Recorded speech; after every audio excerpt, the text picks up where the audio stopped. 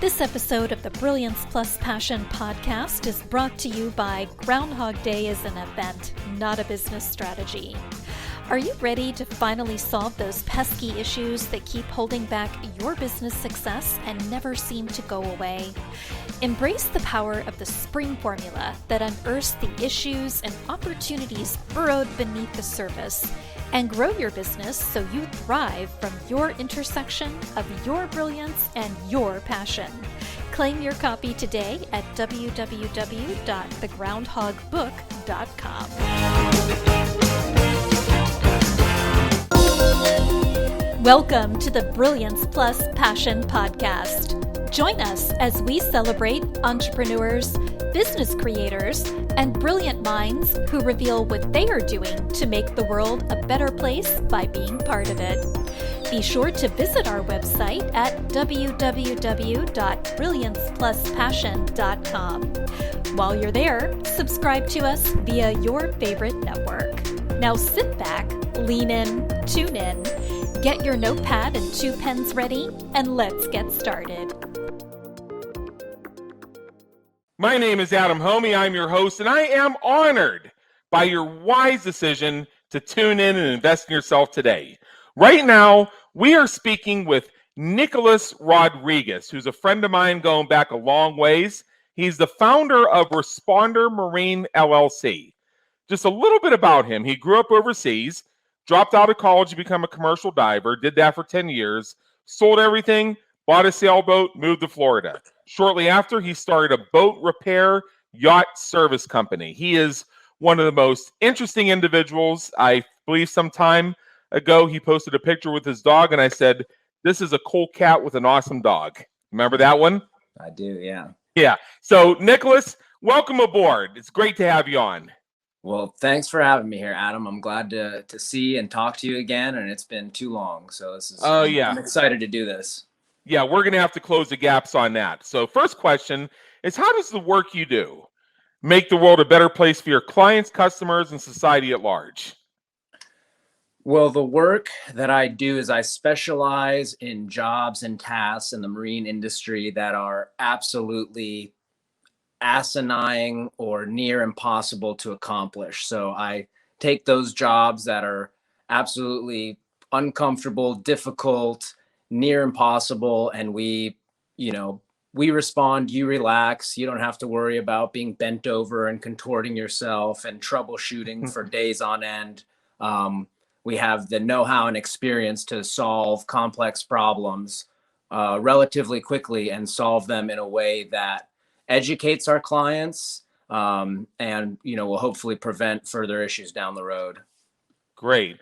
So what is exactly that you do? So we are a yacht service boat repair company. We pretty much address any issues relating to boats, whether they're power or sail, mechanical, electrical, fiberglass and structural things of that nature. And we do a lot of custom work, interior custom work, custom hard tops and fiberglass and stuff like that. I have a good fortune of having an incredible business partner with about 50 years in boat building and engine work. And so I've gotten to learn quite a bit. I'm a bit of a landlubber myself. My idea of going on a cruise involves being behind the wheel of a vehicle on an open highway. My idea of camping involves my couch in my own home. So I'm not the physically adventurous type, but I can tell you, having hung out on boats, it is a blast. And I have seen some custom work on boats that just blew me away. It is a blast, and boats they're kind of like adult tree houses, but after living on one and spending.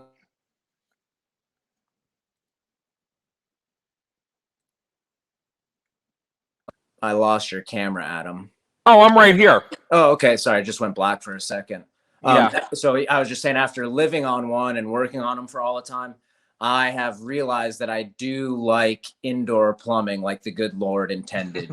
Being on a boat, you've got water tanks and limited water. And I've realized that, central air conditioning and indoor plumbing are one of man's greatest inventions, really. Uh-huh.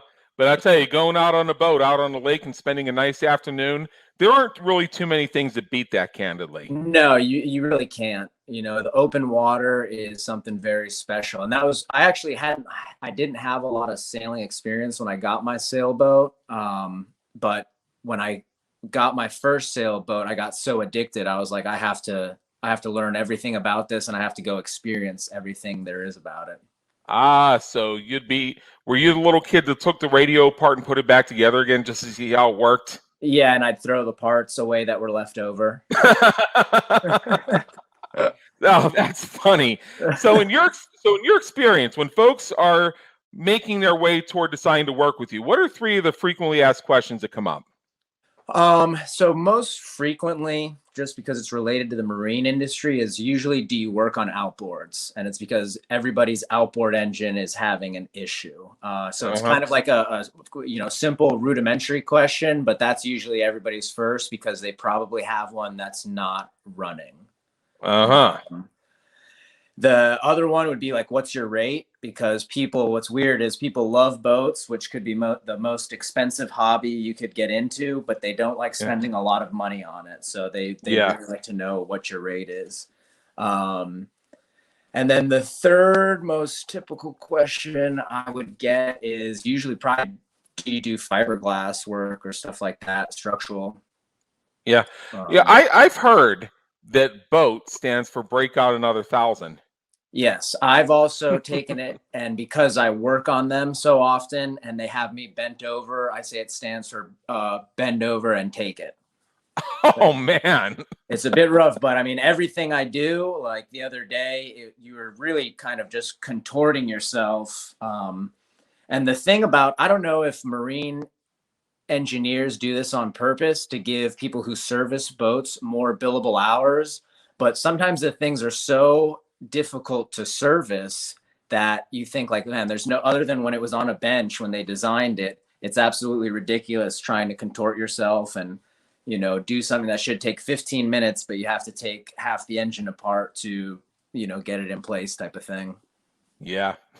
Yeah. So what are 3 questions, or any questions at all, do you wish people would ask? I guess I would break it into 2 separate categories, and it would be people who currently own boats and people who are probably like, in the process or looking to buy a boat or have the dream of buying a boat.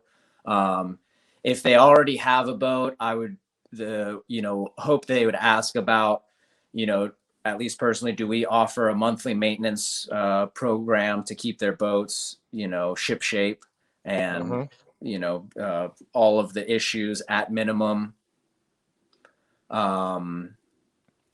If you're looking to buy a boat, it would be more along the lines of budget questions. How much are you looking to spend? What kind of boat are you looking to buy? And then the other question is, would I recommend buying a boat? That's a question that nobody ever usually asks me, and I work on boats all the time. And, I wish they would ask me more candidly, hey, do you think I should buy this boat? Or what do you think of this boat? Just because I've seen so many nice vessels that have problems kind of below the surface, lipstick on a pig sort of a thing. So those would be the questions I guess I wish I'd get asked more often. Specifically. Yeah. So let's have some fun here, shall we?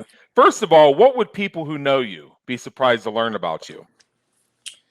People who know me be surprised to learn about me.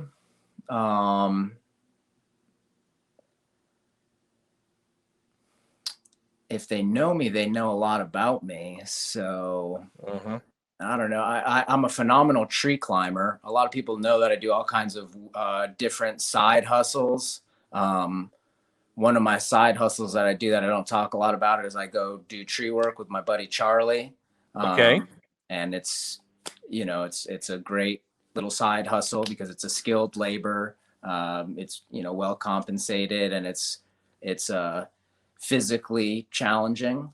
So I guess that would be one of those things right there. Okay. What do you hope people say about you when you're not around to hear it? That I bring the joy and I get it done. Whenever Nice. there's a task that needs to be completed, I just believe, complaining and feeling bad or focusing on the negative. Yesterday was a perfect example. We had one of those dog days of work where everything was against you type of thing. But all you can do is that's life. Those are the real world problems. And that's what makes, that's what really is being successful is all about, is solving the problems that make your forward progress, or that is impeding your forward progress. Yeah. If you could go back in time and change one thing you've done or one thing you've experienced, what would that be and why? That's a good question, man. I thought a lot about that, and I'm not really one for regrets, because I feel you could just go into a wormhole of like, man, I would change so many things. But Yeah. if there was one thing I really wish I would have just tried, because I don't think I was ready to go to college, I wish I would have enlisted in the military. I thrive around like a physically demanding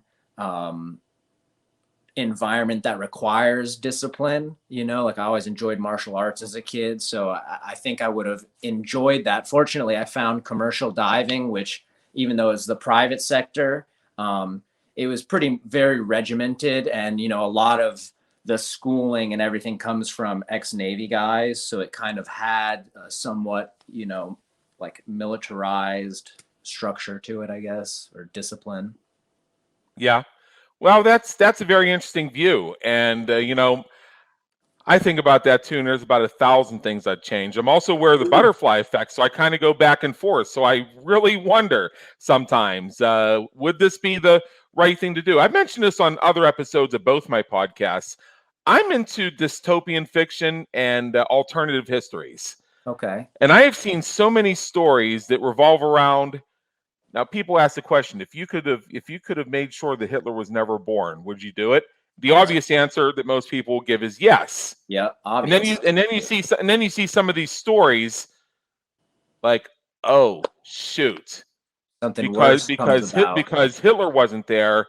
That thing ended up getting run by another charismatic dude who could wow up a crowd, who actually knew how to fight a war. Yeah. Oops, big oops. And when you think about that question, I'm so blessed and fortunate, and have like an incredible family, a wonderful wife, great friends. So I would hate to go back and change one thing, because I think it would be like, oh, this would make me more successful, or this would be, this would have made life a little bit easier. But truly, all the experiences and hardships and like maybe my bad decisions have led to kind of fruitful relationships and a rich life experience.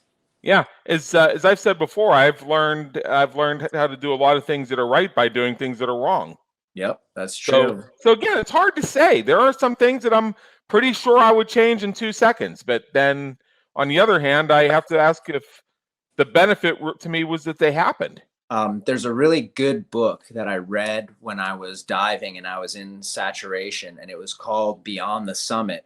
And one of my favorite quotes from it was, the guy was a rock climber, and so he was just kind of, talking about his experience, but it was the quote was, falling is the acceleration of learning. And I was like, oh yeah, failing is the acceleration of learning. You're literally just, approaching your, terminal velocity of learning your craft or your trade that much quicker. Yeah.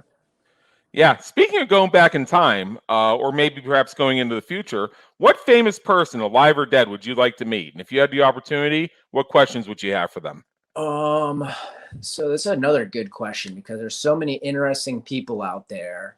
And I've thought about it long and hard. I think I would want to talk with someone who I disagree with, so someone who I've been listening to recently that I would love to have a conversation with is Richard Wolff. I don't know if you're familiar with him. He's an American Marxist economist professor at Amherst.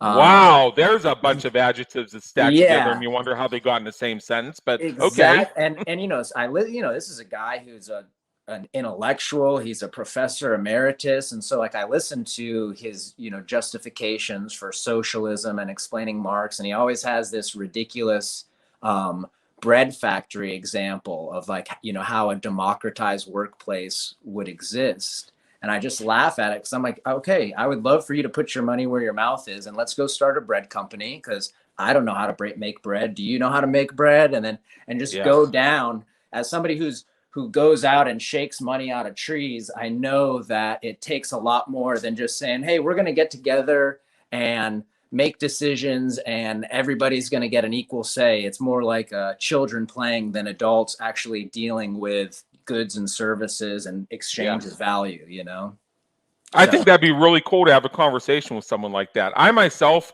love to mix it up with people on, shall we say, the other side. And what I discovered overall is that when we really get a chance to speak with each other, in many cases, we actually have broad agreement on the what and the why. Mm-hmm. Where we diverge is the how and by whom. Yep, big time. Yeah. So this professor, the idea of the democratized bread factory, that may be aiming toward a workplace that gives people opportunities, a workplace that treats people fairly. True. And then we can have a debate about what is an opportunity, what is fairness. Mm-hmm. And so then that's where the by whom and how kick into the conversation. Yeah, it'd be really interesting. I recommend you listen to his talks, especially I know that you're a, pretty diehard capitalist and believe in the capitalist system. So it's interesting to hear him argue his points and really go into depth of his viewpoints and, the Marxist ideology and all that stuff. It's amazing what we can learn from each other when we're willing to just hear what they have to say. Now, finally, and I know that there's something that you want me to tell your listeners to do, which I will take care of. Mm-hmm. But in general, what is one action that you would want somebody listening to this show to take today for themselves? If there was one action for them to take for themselves, it would really be just to get out there and be more active in finding something that you enjoy doing that challenges you physically and mentally. I highly recommend in just keeping that cognitive ability sharp and doing stuff that's physically demanding and mentally demanding at the same time. It's like if you can find that hobby out there or that outlet, you can't beat it. Right. So thank you so much. For me, it's a chainsaw. Oh, yes. All right. So thank you so much for joining us today, Nick. And before you go, basically, I know what you would like our listeners to do is to check out your Facebook page, which is at www.facebook.com/Responder Marine. And if you're interested in having a boat, if you have a boat and it needs repairs, check out Responder Marine, where they say, we respond, you relax. Plus, I also encourage you to connect with Nick on social media. He's just an all-around cool cat with an awesome dog. Very true, man. Yeah. True. All right. So, Nicolas Rodriguez, thank you so much for being here today. It's been an honor, and believe me, an education. Thank you very much, Adam. It's been a very special experience. So thank you for everything that you do. Thank you for tuning into the Brilliance Plus Passion podcast, where we celebrate entrepreneurs, business creators, and brilliant minds who are making a difference for their community, market, and audience. Remember to visit our website at www.brilliancepluspassion.com and enjoy even more great episodes like this one. Again, while you're here, subscribe to us via your favorite network. We look forward to seeing you next time on the Brilliance Plus Passion podcast.